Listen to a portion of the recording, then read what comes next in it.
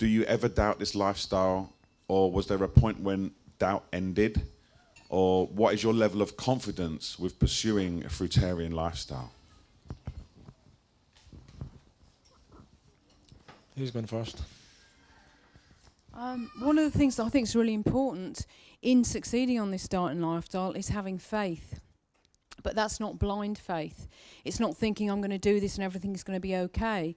I think that faith is built on knowledge. So I think if you want to do this diet and lifestyle, if you want to do it properly, look at people that are succeeding, but also look at physiology, anatomy. I've been doing this diet for 27 years and I'm interested in researching. I'm interested in the scientific side of it. It's got to make sense. It's not just woo-woo, yes, it feels great. I'm interested in historically the science, looking at people that were researching the science, that were scientists who were recommending this diet in 1877. So I think it's very important to have faith, but not blind faith.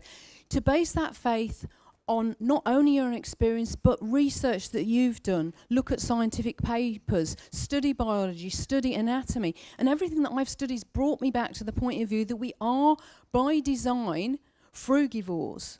I think we may be challenged by the certain quality of fruits and vegetables that we're getting nowadays, but our basic design, and yes, and DNA can change slightly because of different diets. So our ancestors all ate different diets. That can change. So we all got slightly individual needs, but very basically we are frugivores. So if you're not sure, build up your own knowledge, build up your personal, research it until it makes absolute sense to you. Because this for me, it had to make sense. It made sense very early on, but I still need to look at things. And I love looking at scientific studies that back up this diet, and there are a lot that do. And a lot of things are suppressed because of big pharma, because of dairy industries, because of meat-eating industries. But there's lots of studies to show that, for example, in one of my talks yesterday, there was a scientific study done at the University of California in 1927 that looked at children and showed that the children who were fed milk instead of orange juice, their growth decreased. So there's scientific things to back this up. So I think do your own research until it becomes a faith that is not a blind faith, but is built on knowledge and experience and networking with other people.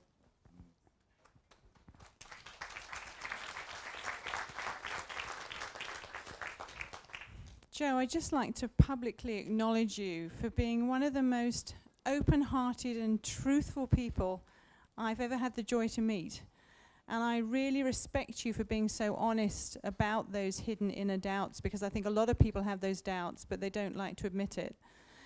What I would like to say also is that when we look at the nutritional education of the world, the vast, vast majority of it is coming from people with vested interests in what you eat.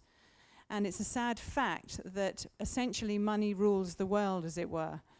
Now, independent research into what humans should be eating is far smaller in quantity than research that has been put forward, or so-called research, by the Meat Marketing Board, the dairy industry, and other such industries invested in you purchasing their product. I think what it boils down to is, where do you choose to place your trust? Because if you access mainstream nutritional education, you are making a statement when you read it, absorb it, and believe it, that you are putting your trust in people who are abusing animals in order that they line their own pockets. And if that's where you want to place your trust, then by all means access mainstream nutritional information. If you want to invest your trust in somewhere more graceful and ethical according to your particular morals, then I suggest you start trying to research into independent studies that have been done. And you also perhaps ask yourself the question, if this kind of diet isn't the answer, and it's not creating health experiences for people and improving the state of well-being of all sentient beings and the planet, then come up and show us, who's sitting up here on the podium, a better diet, a better way forwards. Because our passion is for greater health, reduced suffering, and saviour of the planet. And if you can find a diet and lifestyle that serves those purposes better than this, we are open to receiving that information. Excellent. Thank you, Rosalind.